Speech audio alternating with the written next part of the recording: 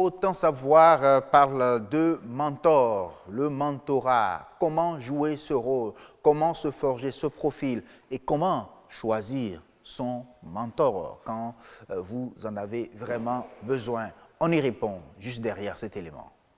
Le développement personnel et celui des entreprises préoccupent plus d'un. Le recours à l'aide physique ou morale d'une tierce personne plus chevronnée que soi motive et rassure. Un mentor offre son encadrement, mais aussi son expérience pour aider le mentoré à atteindre des résultats qui suscitent admiration. Très basiquement, n'importe qui a besoin d'un mentor. Du moment que vous êtes dans une démarche d'apprentissage et de croissance personnelle, tant individuelle que professionnelle, on a besoin à un moment donné de plus expérimenté que soi. Le plus important, c'est d'identifier celui qui répond à vos valeurs, celui qui répond à votre aspiration et qui se trouve plus ou moins dans les mêmes domaines que vous. Pour révéler le potentiel et accroître le rendement, certains entrepreneurs font appel à des mentors qui les orientent afin d'éviter certaines erreurs. C'est quelqu'un qui nous aide à identifier les points sur lesquels nous pouvons nous améliorer, à identifier les ressources clés vers lesquelles nous pouvons nous rapprocher et qui nous aide en fait à gravir petit à petit les différentes étapes qui nous mènent au succès. J'ai eu avec mon équipe un mentor tunisien qui, avec son expérience dans l'aide au lever de fonds, nous a aidé aujourd'hui à parfaire notre business plan, à parfaire notre plan financier, à être plus aptes à lever des fonds à l'international. Une relation efficace entre un mentor et son mentoré doit se baser sur la confiance. Aussi, le respect mutuel entre les deux s'impose-t-il en amont. Vous conviendrez avec moi que, afin d'apprendre de quelqu'un, il faut pouvoir créer ce lien, cette relation-là nécessaire qui fait que vous êtes assez ouverts l'un envers l'autre. Tu es obligé de t'abaisser, d'avoir les postures de quelqu'un qui veut apprendre. En effet, les mentorés peuvent tirer profit des connaissances organisationnelles du mentor. Ce dernier peut également être pour eux une source d'information. Un mentor doit s'assurer par la suite que son mentoré a atteint ses objectifs. Mes mentors m'ont permis d'identifier les points de faiblesse de mon produit, m'ont permis d'améliorer déjà un peu et d'établir un chronogramme d'évolution de ce que j'ai à faire pour que le produit se porte bien.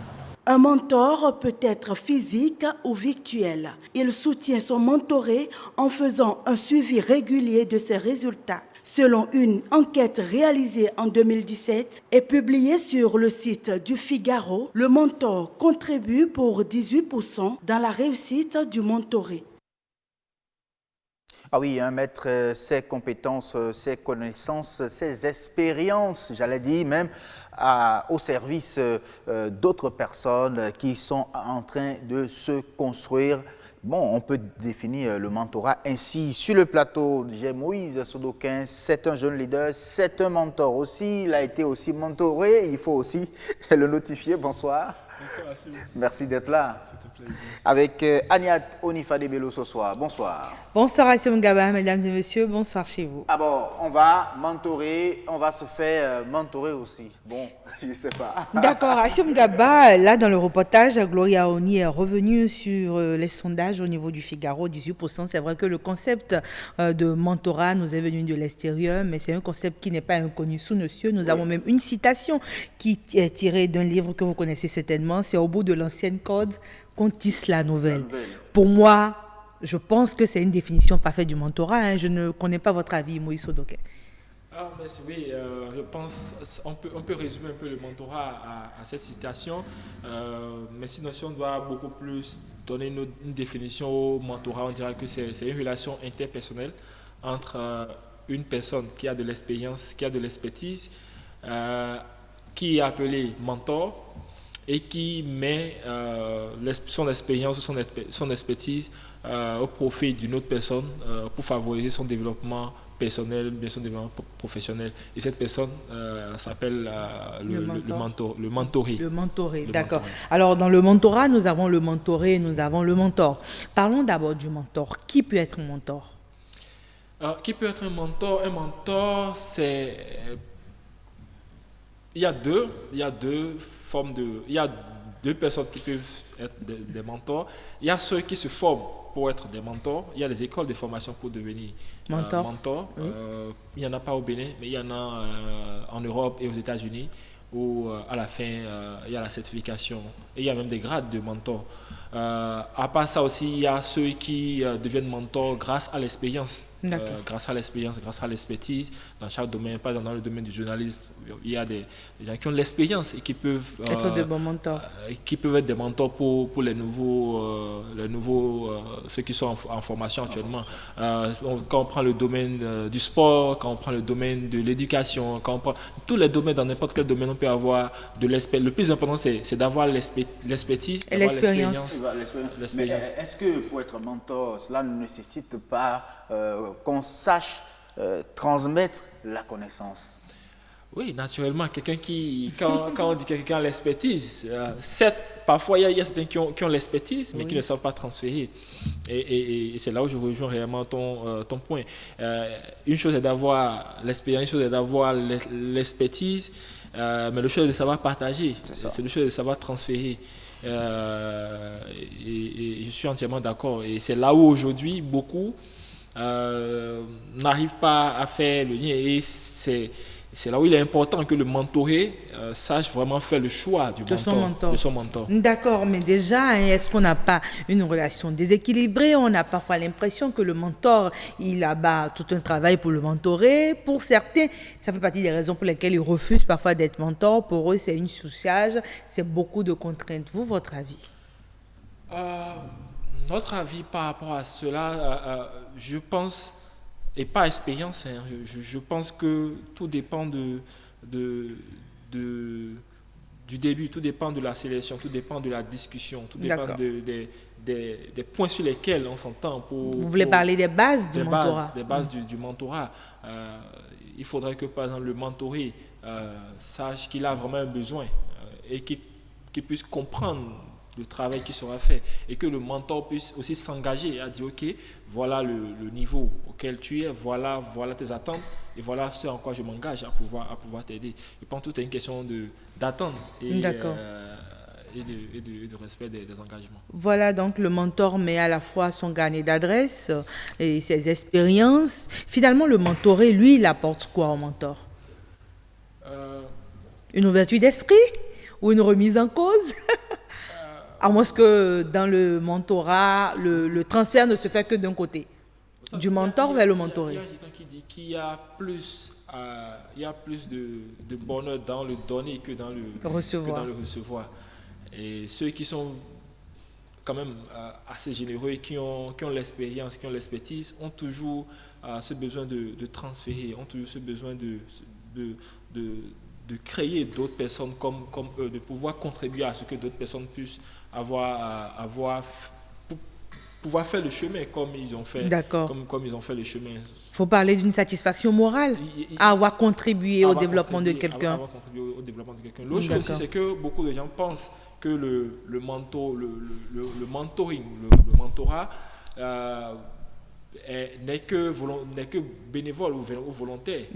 Sur le mentorat est un travail où on paye, il faut rémunérer. Maintenant, parlez-nous un peu des limites du mentorat. Les limites du mentorat, déjà, il faudrait notifier. Il faudrait mettre l'accent sur un point qui m'avait échappé tout à l'heure. C'est que généralement, quand on parle de mentorat, les gens pensent que en tant que mentoré, tu seras là et le mentor viendra faire le travail à ta place. Ce n'est pas le cas. Le mentor, c'est un peu comme un leader et naturellement les thèmes leadership, mentorship et coaching parfois se ressemblent, ont des points de ressemblance. C'est-à-dire que quand un mentor, c'est quelqu'un qui a déjà fait le chemin, qui connaît le chemin et qui sait où il ne faut pas tomber. Qui sait où il ne faut pas tomber. On dit généralement qu'un mentor vous fait passer de l'escalier 1 à l'escalier 10, c'est-à-dire qu'il vous fait gagner énormément du temps. D'accord. Et pour avoir fait l'expérience personnellement, les mentors que j'ai eu m'ont quand même beaucoup aidé parce qu'ils ont déjà fait le chemin. Ils m'ont facilement aidé à comprendre, ok, si tu ne prends pas tel chemin, si tu ne prends pas tel procédé, si tu fais telle formation, si tu suis telle chose, tu iras rapidement. Et donc ma recommandation. Le mentor est là, par exemple, pour vous dire, ben, écoute, va... Telle formation, c'est bon pour ton profil, pour l'objectif que tu vises, par exemple. Le mentor, il est là pour lui dire, ben, écoute, si tu veux réussir dans tel domaine, voilà ce qu'il te faut pour te forger, pour construire toi-même ton profil, ta personnalité. Ouais. Ce n'est pas qu'il est là et que c'est lui qui va tout faire à ta place. D'accord. Mais j'aimerais qu'on revienne un peu sur ces bases-là. Vous avez parlé des bases à définir un peu avant le mentorat en 1 minute. Dans le choix du mentoré, on a parfois l'impression que les mentorés, ils ne définissent pas au préalable leurs objectifs et c'est après, quand ils ont obtenu un mentor, qu'ils veulent maintenant faire ce travail. Pour vous, cela se fait en amont, avant le mentorat ou après le mentorat? Non, en amont, naturellement. Cela vient en amont du mentorat. Et je pense que cela incombe beaucoup plus au mentor parce que c'est lui qui connaît le chemin, c'est lui qui a déjà fait le chemin. C'est à lui d'aider, pas de faire les bases à la place du mentoré, mais d'aider. C'est un travail de commun accord, mais qui repose beaucoup plus sur le mentor, parce que lui connaît déjà le chemin, il sait déjà comment ça se passe. Donc le plus important, il n'y a pas de base prérequis, c'est par rapport au domaine, c'est par rapport à l'expertise, c'est par rapport aussi aux objectifs à atteindre par le mentoré, qu'ensemble, le mentor et le mentoré décident du base sur lesquels ils veulent collaborer ensemble. Collaborer.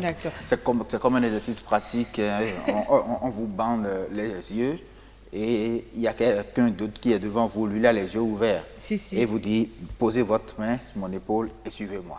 Donc vous le conduisez et il doit vous faire confiance. Vous ne savez pas là où vous allez. Mais lui, il connaît le chemin, il sait où on arrive. Tout simplement. Il sait là où vous allez. J'aime bien le fait que vous reveniez à chaque fois sur la relation de confiance parce qu'on se rend compte, et quand on vous écoute tout de suite, Moïse Sodokin, que la confiance du mentoré envers le mentor est très importante. Oui, c'est ça. Merci beaucoup. Merci à vous. Merci Moïse. À très très bientôt.